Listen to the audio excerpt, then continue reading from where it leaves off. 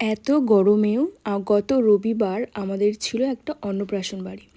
তো অন্নপ্রাশন বাড়ি মানে আর কিছু তো আমি দেখাতেই পারিনি, আমরা গিয়ে জাস্ট খেতে বসে পড়েছিলাম, কারণ আমাদের প্রচুর খিদে পেয়ে গেছিলো। আচ্ছা তোমরা কমেন্ট করে বলো তো, যে এই ডাল দিয়ে, ভেজ ডাল দিয়ে লেবু মেখে, চটকে কুষ্টিয়ে লেবুটা মেখে খেতে ঠিক কার কার বেশি ভালো লাগে? হ্যাঁ, আর যদি থাকে ঝুরি আলু ভাজা বাদাম দিয়ে, ব্যাস তাহলে তো আর কোনো কথাই হবে না।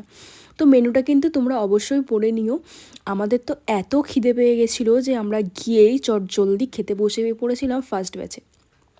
এখানে তারপরে চলে এলো হচ্ছে বেগুনিটা খুবই ভালো ছিল, এবং ডাল ভাত দিয়ে বেগুনিটা সত্যি মানে জাস্ট মানে অসাধারণ একটা ফ্লেভার।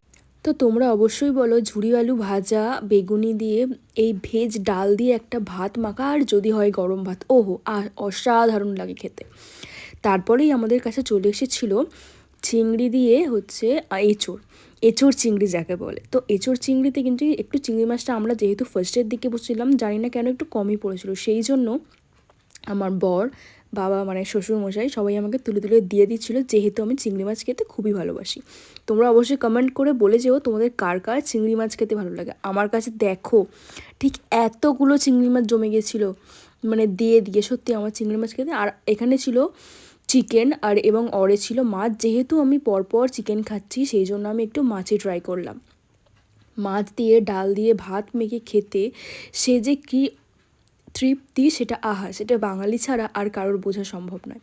এবং তারপরে চিকেনের লেগ পিসটা পড়েছিল আমার ননদের পাতে, তো সেই জন্য সেটাও আমাকে তুলে দিয়ে দিল, যেহেতু আমি লেগ পিস খেতে ভালোবাসি। আসলে সকলে জানে যে আমি কোনটা কোনটা খেতে ভালোবাসি, সেই জন্য সবাই আমাকে তুলে তুলে দিয়ে দেয়। তারপরেই চলে এলো আম দিয়ে চাটনি, তাতে ছিল একটা, হ্যাঁ, কাজুও পেয়েছিলাম। তো আমার যেহেতু এদিকে খেতে প্রচণ্ড লেট হয়, সেহেতু আমার একটা একটা করে সাইড করছিলাম, যেহেতু ভিডিও করছিলাম। এবং আম দিয়ে চাটনিতে পাঁপড় ডুবিয়ে খেতে তোমাদের কার কার ভালো লাগে অবশ্যই কিন্তু বলে যেও। তারপরেই চলে এলো রসগোল্লা সাধারণত আমি খাই না, কিন্তু রসগোল্লাটা জানি না কেন এখানে আমার খেতে খুবই ভালো লাগছিলো। রসগোল্লা সত্যিই খেতে খুব টেস্ট ছিল।